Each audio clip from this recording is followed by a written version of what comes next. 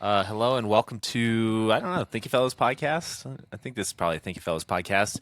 My name is Caleb Keith, and today I am joined by my father, Scott Keith, and by Adam Francisco. We are doing a sort of, I don't know if a response is the right word, a reaction. Think reaction. A reaction. We're doing a reaction A video. response implies that we have like corrections, and I don't really have any corrections. But we're just reacting and commenting on the Wesley Huff appearance on Joe Rogan. This is a big thing, apparently. Is it accurate to say that the whole thing went viral? I think it's totally accurate to say that. In at least the general online realm, especially I would say Christian social media sphere, and it sounds like broader. As of finishing watching it last night, the video had 3 million views. That seems viral. I'm not good at gauging what viral means since I don't really see a lot of the stuff. But I had heard several people talk about it, like not just online, but outside in the IRL, as they say, in real life, talk about it. What I heard is that it is the most viewed presentation of the gospel ever online because of the millions of views across the platforms. That's interesting. So Wow. I And don't it know all how to happened verify on Joe that. Rogan's podcast. That's awesome. Yeah. Adam's like, I'm Joe Rogan from way back just because of jujitsu. Yeah. I mean, I've long been. He had Stephen Meyer from Discovery Institute on. It was less than a year ago, I think, and that was a really great interview. It was primarily over his book, The Return of the God Hypothesis, and there was a little bit where they went past the book, and Meyer was able to give a defense of the historicity of the resurrection, if memory serves me correctly. But this one goes much deeper, and in the last, it's not even 24 hours since we first heard about this and decided we were going to record on it, right? I've watched probably 6 hours of stuff, or listened to 6 hours of stuff just to try to understand, what the heck's happening? How did this all unfold? Because it's one thing that's curious about Joe Rogan, I think, is, first of all, we probably have to say, like, for some of our listeners, if you watch this thing, you got to be ready for some, from Wes Huff, but from Joe Rogan, vulgar language that's sort of normal. Joe Rogan. It. Yeah, well, Fellows language when the mics aren't on. Well, I mean, let's not go that far. But I thought it made it sound like this Christian apologist Wesley Huff was actually having a conversation with a real guy. Yeah, and the thing with Joe Rogan is that he's just a good example of a guy who really does believe there is truth that can be understood. So he's always he's open to all sorts of things, even wild and crazy things, alien kind of stuff, but he's an example of one of the sort of like what we might call a good agnostic, in that he's willing to have the conversation and willing to listen without an agenda and at least take the evidence or an argument seriously, or as serious as somebody like Joe Rogan can with somebody who's got a PhD in. Well, I don't even know. I don't remember what his specialty is, but text criticism type of stuff. It seemed like about 2 hours in, there's this point where Joe goes on a rant against what C.S. Lewis called chronological snobbery, against the idea that we can know for certain all sorts of things that we can't know for certain. And he's basically he was going at hard atheist when he did this.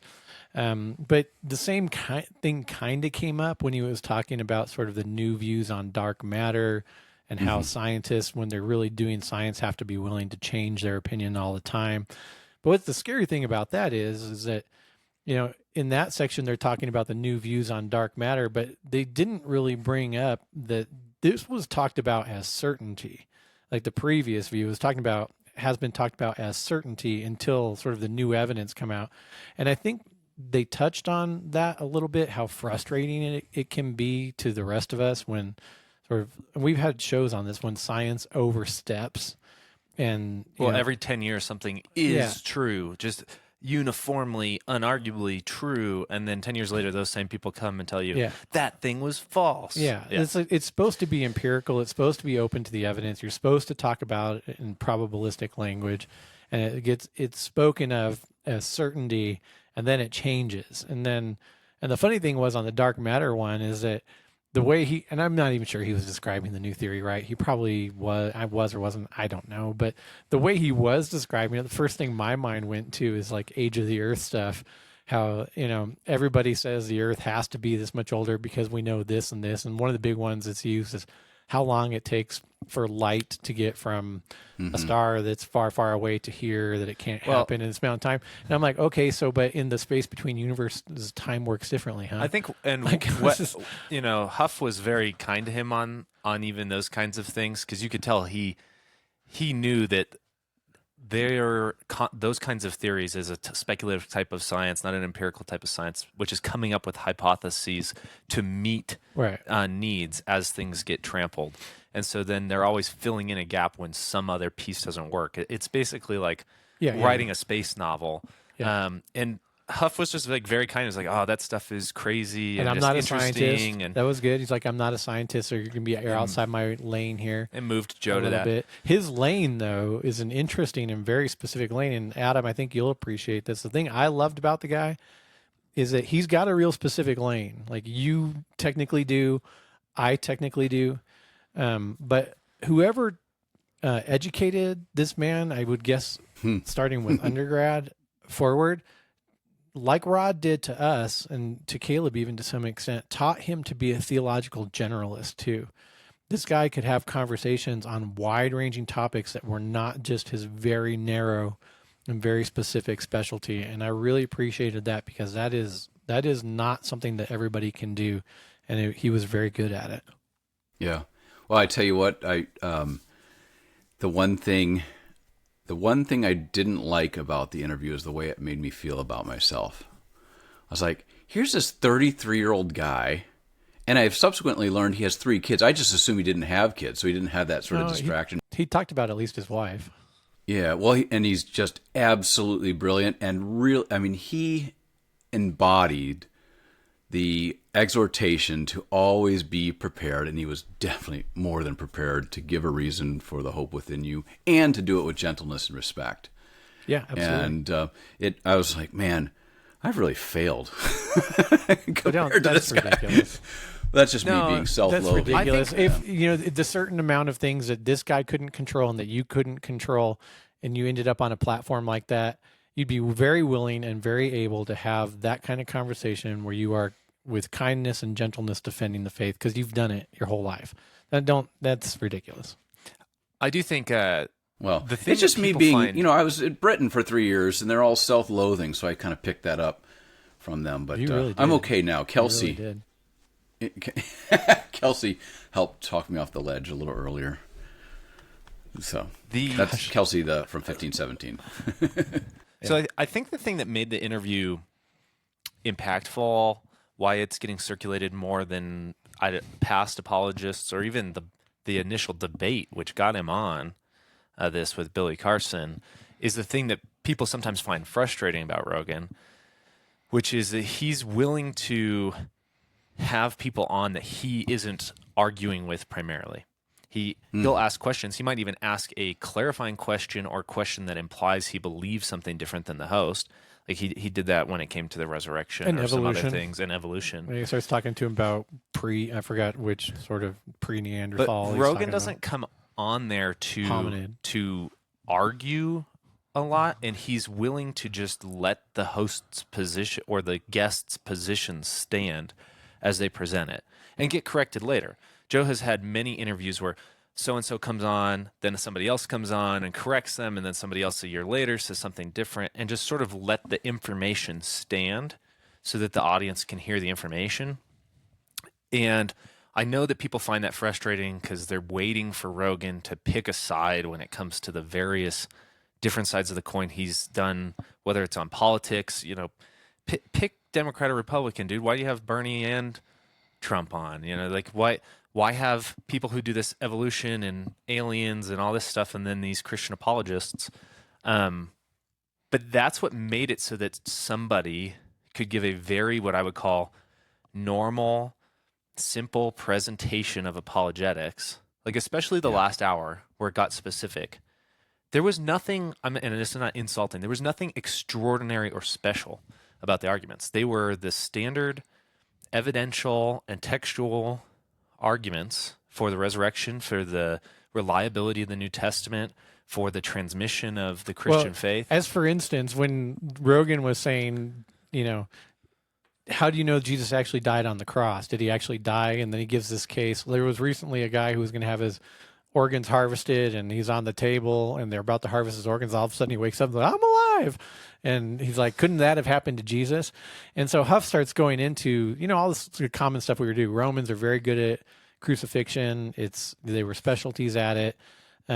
He's doing the common stuff, and I'm sitting there. I was on a run at the time, and I'm sitting there like jogging along going, okay, bring up the pericardial sac, bring up the piercing of the heart and the heart sac, bring up the Journal of American Medicine Association article. Just bring up this stuff that we've all been kind of like taught to bring up. And eventually he at least got around to the article.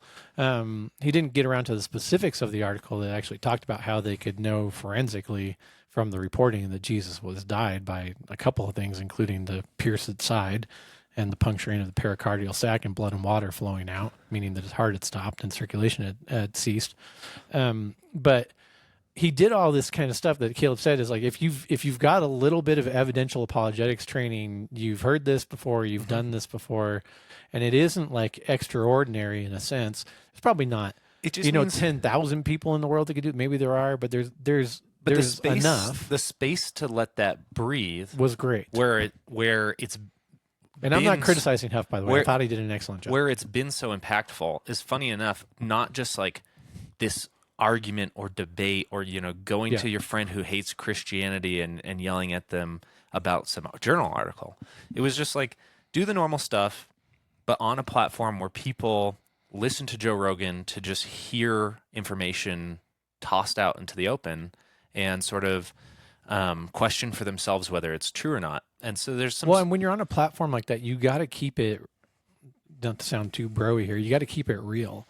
Or, the number of listeners in the first 10 minutes of the show and the number of the minutes in the listeners in the last 10 minutes of the show is going to be dramatically different. Yeah. If you've lost, in this case, millions of people along the way because you can't just speak like a person. Yeah. So I do think for like 1517, for apologists that we know and stuff, or even to what you were saying, Adam, a lot of this is like the be prepared, because maybe that opportunity will happen. There's nothing it doesn't seem like Huff was like spending every waking minute figuring out how to get on Joe Rogan to do this. And so does some good work with that Canadian Institute of Apologetics or whatever it is. That animation. That's great. In my head, I'm thinking the whole time, I'm like, how much does this did this cost him? Like how could we do this? But were you guys amazed at Joe Rogan's, especially when it came to ancient civilizations? I was really amazed at how much Joe Rogan knew about this stuff. You can tell he has a real passion for he's got a lot of people on the history show and talked about this kind of thing too. Like one of the things to be Joe Rogan is you can get any expert, like any mega expert on any mega topic or minor topic. You can call them up and say, hey, do you want to come on my show and get millions of people exposed to what you do? Chances are they're going to say yes. And so, like, he's had aliens people on, he's had ancient people on. He had the Billy Carson guy on, right? Mm-hmm. And it's like he's exposed to a lot of this, which is what an amazing position to be in. I'm not sure he would phrase it this way, but I really appreciate Rogan's epistemological humility.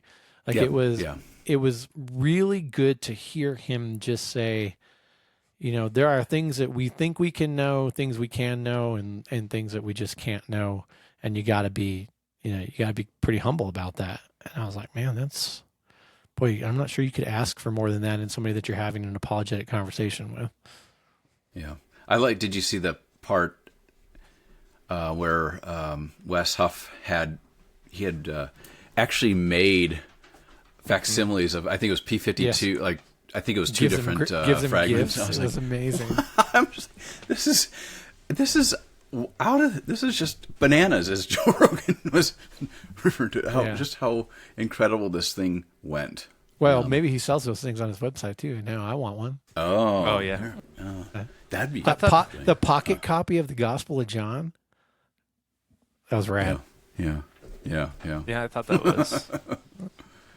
I really walk around with an ancient I was Greek nerding or up. a pocket copy of the Gospel of John, and somebody asks you a question. Yeah. I was nerding out on when he was getting into all that textual variants and manuscripts. Yeah, and I thought you would be. I forget what his particular field, what he called it, but where he's a specialist in space between spaces. the space between. So you've got a fragment, you got those what do they call it, lacuna? So like these spaces between where just the papyri or whatever has worn out or just dissolved.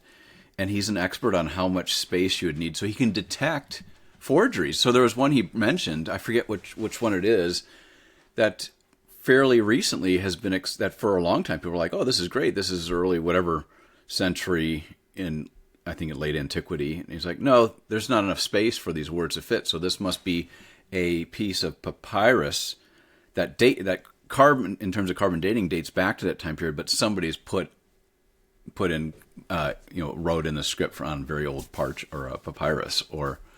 And then the example, this I think was in the debate between Billy Carson and Wes Huff, which is kind of what gave birth to the Joe Rogan interview, where it starts off, if you want to see an example of a con man in the world of religion and that sort of stuff, this was like right from the get-go.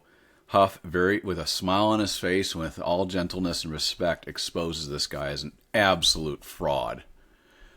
He starts off by making some claim, like within the first couple minutes, that there is evidence that Jesus was not crucified on the cross, and he refers to what he calls the Sinai Bible. And then Huff asks him to clarify, what are you talking about? Are you talking about the Codex Sinaiticus or what? And then this guy, Billy Carson, says, oh, what I meant was the Gospel of Barnabas. And Wes Huff says, wait, that's a 14th century forgery that everybody knows is a forgery. Then he's like, well, and then he gives an example from this Gospel of Jesus' wife, which is a 21st, or maybe, it's a 21st century forgery that uses papyrus from the first, or I guess it's from the 2nd or 3rd century, actually, that somebody copied from a PDF, on their computer. They took the script from that PDF and wrote it onto that old papyrus, which included some errors in that PDF. So but even a Harvard scholar like Karen King, like a well-known scholar of non-canonical gospels and so on, vouched for that forgery for a while. It wasn't career-ending for her; it should have been, but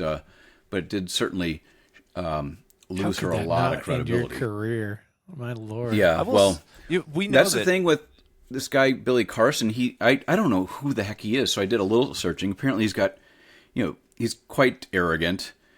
He owns like space type companies, and he's got a lot of money. Brags about it quite a bit. But he also has a certificate from MIT in neuroscience, and then a certificate from Harvard in ancient civilizations. And what it shows you is that letters behind a name, reputable institutions, or institutions that had good reputations in the past, that don't mean squat anymore if the facts or the evidence doesn't support whatever it is you're claiming. And that, I think, is like one of the great takeaways from the Carson Huff debate and Rogan interview of Huff, is that this stuff, the evidence Christians have nothing to fear from the evidence, and that should lean strongly into presenting the evidence for the historicity, the truthfulness of Jesus' resurrection and his claims to deity and the rest of it. A lot of I'll stop for now. The experts supposedly around the debunking of the Bible or of New Testament studies, and employ not just like literary critical theory, but critical presuppositions of power. We've talked about on the show before, sort of Marxist stuff that means that the Bible, it used to be the Bible's impossible because of miracles. Now it's the Bible's inaccurate because the people who handed us the Bible were the ones in power.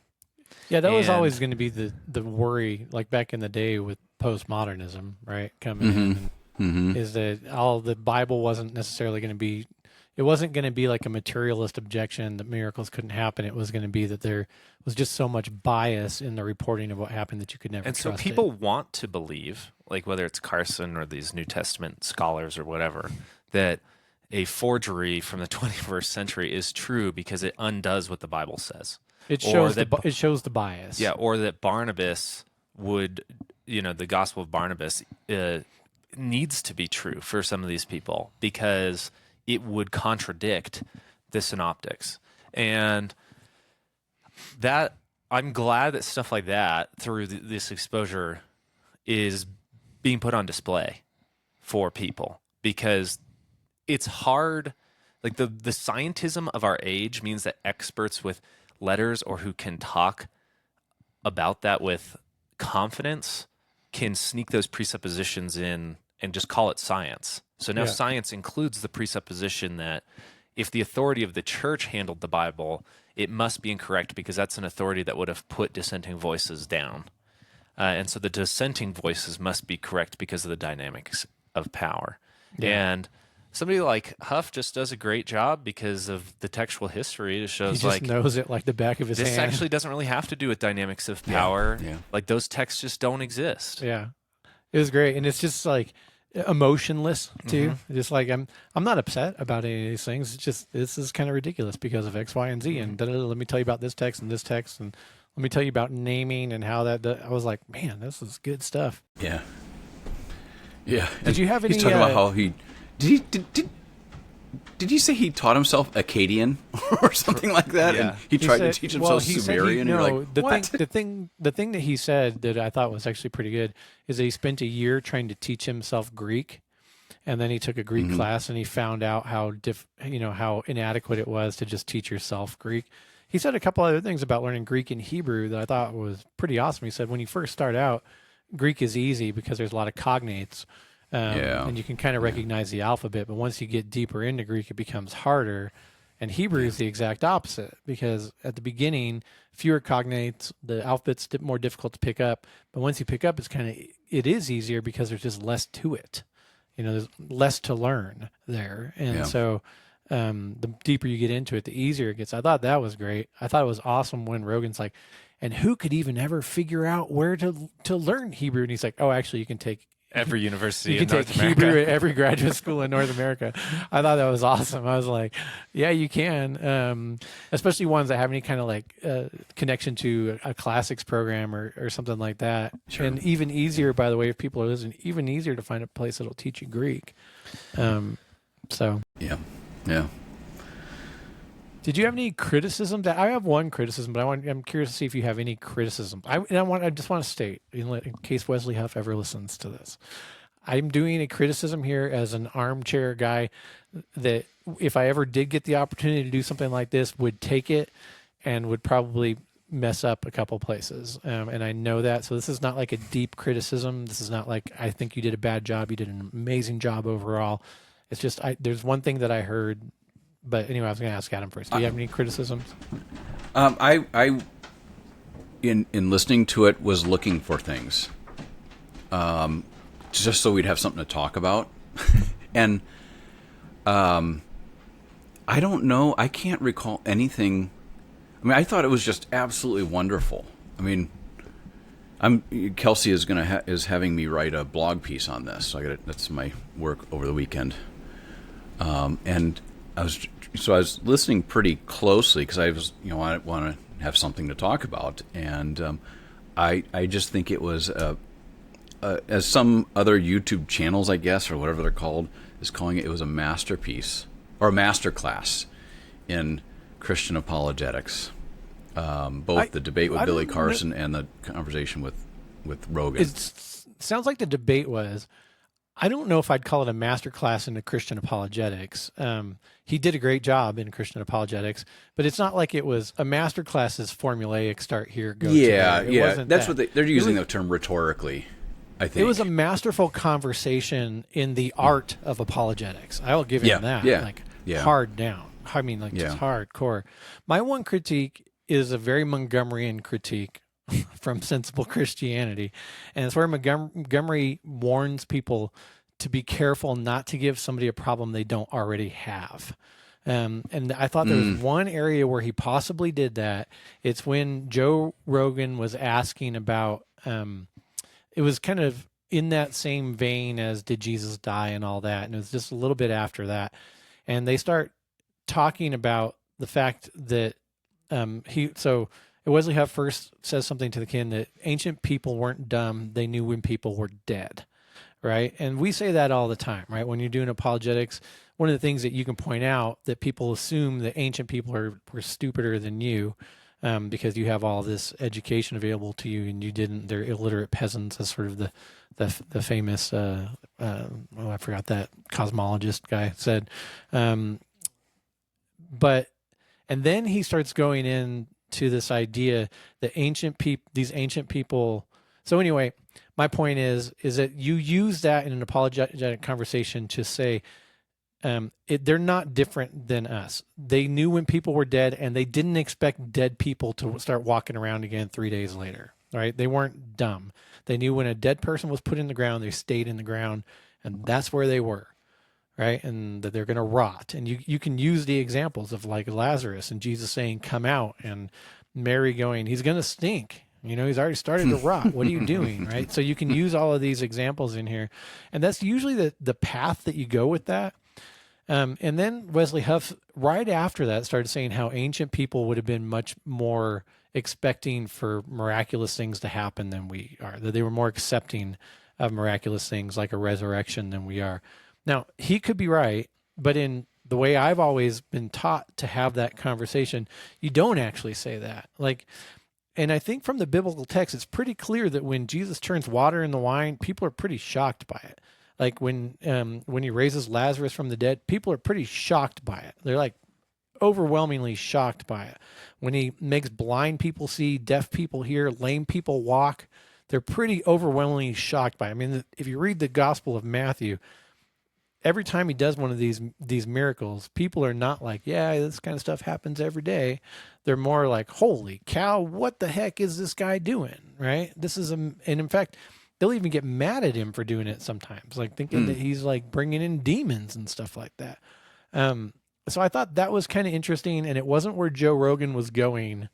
And then all of a sudden, Joe Rogan kind of picked up on that and kind of said, oh, well, this is what I'm talking about. They're much more willing to accept this kind of crazy stuff happening that obviously doesn't happen than we are. I do think so. I mean, anyway, I think there was something to that in the sense that he was talking about because he brought up that we have a modernist bias against miracles that is pretty novel in the scope of human history. I agree. And I think that's true, and that the acknowledgement of the supernatural can't just be ruled out. And Rogan had been talking about that too from the very beginning. Now, the thing is, I actually kind of liked that section because I thought it was an important theological shift in the conversation, which is, what does the miracle mean, and why that's still because they were talking about what was the biggest objection to Christianity from Romans, from Greeks, from the various pagans around, and it was, you worship a man who died. Now that means that they're obviously not believing that the resurrection happened. That you would worship a God that was crucified. Yeah. Now that means that those critics, those early critics, are essentially saying a resurrection didn't happen, or something like that. But I do think it is an important theological shift that helped him get to the gospel then even later. That's which interesting. is to say that we have Christianity is built up on a ridiculous proposition. Our God is not appealing in the traditional sense of the gods. He died. He's an embarrassment. He's not offering crops. I get and all that. riches I just heard it put something into Joe's head that was a path that Joe didn't seem like he was going on his own. As a sort of like a distinction between they accepted stuff that we could never accept. And I remember him saying almost something specifically like that, and maybe not those exact words. And I thought, okay, I got the shift. He did make a shift, because that's when he started talking about theology proper, right? Which also to me seemed like the portion of the 3 hours that Joe Rogan was the least interested in. But I mean, he was really interested in all the mystery stuff and all of the answering ancient questions and what can this text tell us about stuff we don't already know, all that kind of stuff. When it kind of got to like the proper theology, there felt like a little, I could be wrong, it felt like a little bit of a checkout. And again, if people are hearing this, I'm not claiming that I could go on there and do this better than he could. I couldn't. He did an amazing job. There was a Montgomery bell going off on my head at that moment when he made that shift. That wasn't the result of a specific question that he asked. He made the shift, and something seemed like it went off in Rogan's head that hadn't been there before. That was not necessarily a positive argument for Jesus actually being dead and actually rising from the dead. That's all I'm saying. On a kind of a related note, concerning the anti-supernatural bias and those sorts of things, one thing that I thought was interesting, I've heard it before in the past, I don't remember where both Wes Huff and Joe Rogan were commenting on the that while people find something like a virgin birth absurd, they do still believe in the virgin birth of the universe. And so, I think it was early on in the conversation where it was actually right after that part towards the end. Okay, well, but at the beginning when Wes Huff was talking about his that miraculous recovery from paralysis, when they're talking about how if you believe that the universe came from nothing, it's not so hard to believe in like a miracle like recovering from paralysis, right? Like the Big Bang is truly miraculous if it didn't happen from some sort of cause, a supernatural, if you will, cause. Kind of middle of the show, he says something like that regarding water into wine, and it's right as they're talking about like it's right in the cosmology section, right? And they're talking about all of this, and Wesley Huff points out that when the Big Bang Theory was first produced, there were some strict materialists that like heard Genesis 1 and 2 in there, and they were like, I'm not sure we can do this. This sounds way too much like the Bible. And that was it. And then he points out, he goes, they actually connected the dots, that if you could believe that the universe came, boom, out of nothing, that it was not such a big leap to believe that Jesus could turn water into wine. And I was like, that's really good. Yeah, and then towards go ahead. Oh, go ahead. No, go ahead. Well, I think when he didn't name him, but I'm pretty sure he was referring to Fred Hoyle, who coined the term Big Bang, because he was mocking this theory that Edwin Hubble and others were starting to develop. He goes, they're talking about some sort of Big Bang causing everything, mocking it because all this. If you do have a universe springing from nothing, at least according to the sort of practical procedures of science, the question is, well, where did it come from? And he knew exactly what the implications were in positing a temporal as opposed to an eternal universe. But yeah. Sorry, I interrupted. How did you feel about the age stuff and the like base 12 stuff and all of that? Because apparently online, that's from like ultra conservative guys. He's getting some heat for maybe suggesting that people, that had very old ages in the Old Testament. Well, I think it's from people who said, like he said, I'm not sure the genealogies in the Bible exist to determine the age of the earth, which statement I completely agree with that too. But I've been seeing some more, I don't like slinging the word fundamentalist around because it can mean so many different things, but we'll Plus, just say I was called a fundamentalist. I'll just say, like, there are certain types of Christians who were upset about that. Yeah, I thought it was interesting. Like he didn't do it definitively, and I love that. Like he gave options to people, right? And he did the exact same thing that Montgomery does again in Sensible Christianity around that section when they were talking about evolution. He goes, "That's not what I believe." Like obviously, this guy's like a 6-day creation kind of guy, which is great. That's me too. But he goes, but there are, and this is exactly the type of thing Montgomery says in Sensible Christianity. I know Christians who are sincere Christians who believe in the death and resurrection of Christ for them that have a different view on this than me. And I was like, that is the type of humility you have to have in this kind of conversation. Yeah. I do like too that there was an apparent, he was able to make, I think, the important theological point when you're talking about apologetics of the Old Testament and this ancient knowledge and stuff, which is the Bible is revelation for a purpose. It's the promises that God makes that he then wants recorded and handed down to his people. It's not there to answer every mystery of the ancient world or every question you have.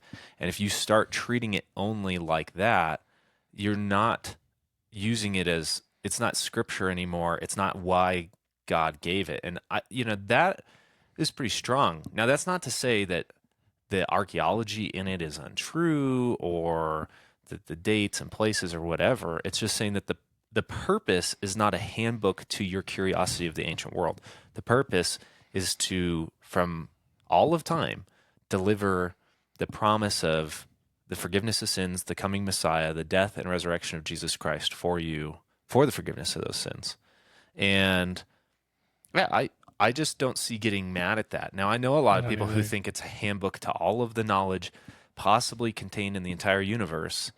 And that's always ridiculous. Like you can't read the Bible and learn what the boiling temperature of water is, or that you need to stop at a stop sign.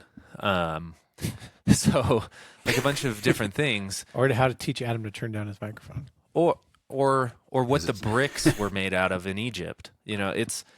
Or how to make Roman concrete or whatever. But he gave so many like precise clues that he believes, in, I would even say, the complete authority and even inerrancy of the scriptures. Like when he was talking about the sudden appearance of certain languages, like we don't have any way to learn them because they appeared and then they disappeared, they were gone. We don't know where they come from. They're not similar to X, Y, or Z.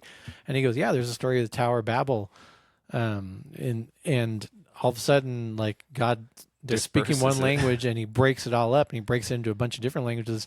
He's like, yeah, it seems like the record indicates that something like this absolutely happened. Well, and when he talked about history as probability too, it's like, what's the most probable explanation that we have? Tower of Babel at this point is the most probable explanation. It's the most historical explanation. I thought that was great. I just thought that kind of thing was just very, very good. The type of thing that somebody like Joe Rogan is just going to love hearing too.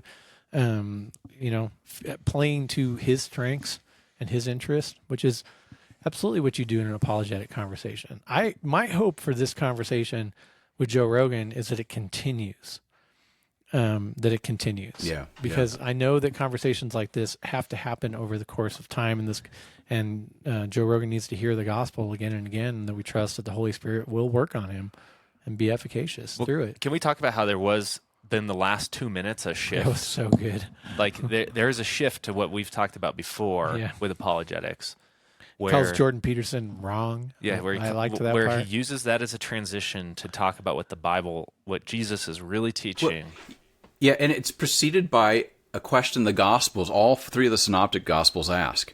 Who do you say that I am? And and Huff says, so what do you think about Jesus? I was so good. I was like, oh my. That was so good. Yeah. Good job, Wesley Huff. And it was outstanding. Hey, can I ask a hypothetical? So what, you didn't answer yet, but I'm just going to assume you're going to say yes. I can ask a hypothetical question. How do you think, we've talked in the past about different approaches to Christian apologetics, and we'll usually pit like evidentialism against presuppositionalism. How do you think this would be assessed by a strict presuppositionalist? This is purely hypothetical, but I think negatively, because it's one of the presuppositions within presuppositionalism is that it's going to be Joe Rogan's inability to understand any of the sort of really meaningful parts of this because he's not yet a believer. Yeah, and that the task of Wesley Huff here would be to basically break down Rogan's current worldview in order to start, then introducing him. Then just to preaching to him at that point. And then once he's converted, you can sort of then do catechetics with him with some of this other stuff that he was doing as apologetics, not and evangelism, but not as catechetics. It would have had to be a more debate style, right? So when I watch that, I think the thing with the presuppositional in this case was it would have had to have been a more antagonistic conversation about what some of Joe's beliefs about evolution or the ancient world or the Bible or the resurrection of Jesus or whatever, then Wesley just sort of plainly stating what he believes and what the Christian church confesses and what history knows is true. Yeah. And so I don't know. I feel like there's but in the same time, it's not like, I think it was that order, which is, here's my, I confess certain things. This is what the church has taught, and history Backs it up. knows that it's true, not the other way around in that sphere. And I think that's a very strong, and that's, again, you just have to know the material. You have to be a well-catechized Christian. He knows Christian history. Like I said, he knows he's at least enough about the Reformation. He's an excellent theological generalist, right? Yeah. He could talk about Erasmus and Luther a little bit. Yeah, right? yeah, He could talk about that's awesome. some specifics of cosmology a little bit. He could talk about his field immensely. And then when it got into the gospel itself and even law and gospel itself, he did a great job. He says, because he brings up Jordan Peterson, and Joe Rogan says, what do you think about him? And he goes, well, I think that he's wrong in his basic assumption about who Jesus is, that Jesus was basically, a mythical moral archetype of an example that we should follow. He goes, these are the exact people that Jesus rebukes time and again in the gospel. And Rogan says, why? Yeah. And he goes, because of their presumption that they could clean themselves through the law. And he sort of dials down the law on them so much so that they see that it's a mirror. And he literally, he's got great lines, and just absolutely just banger lines in there. Yeah. Yeah. A mirror doesn't clean you. It shows you that you're dirty. If you want to get clean, don't look in a mirror, take a shower. Anybody else hear baptism in there? I mean, baptism was ringing in my ears, and I was like, good job, man. But that's exactly where then Rogan's like, all right, that's all the time we have for today. Which kind of ends abruptly. Which is why I want the conversation to continue. Yeah. Yeah, I mean, I think this is very different in demeanor than our conversation up until this point. But I think for those that are watching this or listening to this, maybe this is kind of schmaltzy. I don't think it is. Wouldn't it be incredible if every Christian that is listening to this prayed for Joe Rogan every day? Oh, yeah, that's not schmaltzy. Yeah, I know, but it's like we've been talking about evidence and all this stuff, and then all of a sudden, boom. But dear Lord Jesus, bring more and more people into Joe Rogan's life that can proclaim to him the unadulterated good news as clearly and as forcefully as Wesley Huff did. Yeah. Amen. Yeah. Well, thank you. I didn't know you were going to do that. I can't wait for Huff to be called an antinomian for clearly articulating Lex Semper Accusat on the air. Any Lutherans out there worried that Huff is a secret radical Lutheran, please make sure to write a huge, long Facebook posts about how the law is really meant to encourage Christians to be good. And how that would have actually helped Joe Rogan. Do you think that the mirror turns into a sponge once you're a Christian and you can clean yourself with it? Yeah, please. Do you think there will be any criticisms from the, of Wes Huff not clearly articulating a monergism? Being more of a, you know what I'm saying? I've already seen Roman Catholics criticize that ending. Okay, interesting. Like I said, I've seen some, air quotes here, fundamentalist Christians criticize his accounts of the Old Testament. So it's not been totally. And then I hope and pray my small criticism didn't come across that way. I say it humbly. And good job, Wesley Huff, on all parts. And the other one I've seen, which kind of goes to your opening and why I was joking, Adam, was these Christians who are like, no Christian should go on Joe Rogan while he still swears. Get the heck out of here. Just more than pull the broomstick out of your butt cheeks. And this is, you obviously do not know what the second commandment actually means. I'm so sick of Christians who don't understand what swearing and using God's name in vain actually mean. Maybe it's low class, but it's not. He's a comedian. It's not unchristian and it's not sinful. He's a comedian. He spent 3 hours having an honest conversation with a rabid Christian about the faith and about the authority of the scriptures. I mean, come on. And by the way, if Huff had thrown in like an F-bomb in there, it wouldn't have done any damage to his testimony except to tightwad Christians who already care about that stuff. So it's ridiculous. He didn't. Good restraint. Yeah, That he would have did been hard. not. That would He have been was- hard for me. Yeah, I would have Yeah, been. he was. Yeah, he's. Yeah, we should have he him come kept out it and speak classy. Here We Still Stand. Just to put a little yeah. thing in your If we ears. could get him, that'd be great. All right, guys. We'll send the invitation. Do you think he sounds like he might actually have something to say on the bondage of the will? Yep, but he seems like quite a busy guy traveling Yeah. around. well, Well, I'm sure he's about to be busier than he's ever been in his life. yeah, absolutely. Good job, Wesley Huff. Again, please we take my, thank God my for mild criticism with all humility on my part, knowing that I could not have done the job that you did through that show. Awesome, good work. Great. Well, we will catch you next time, guys. Hopefully, I think we're going to be able to get this up as a video for the General 1517 YouTube channel. So if you're interested in that and you're a regular Thinking Fellows listener, go over to YouTube. I'm going to drop this in I'm not going to wait the regular weeks to drop this in. So this will be sort of a quick episode turnaround for our regular listeners. We hope you enjoyed it. Go to 1517.org to find more from us. And there, too, you can find theological and apologetic resources, theological generalists aplenty there over at 1517.org.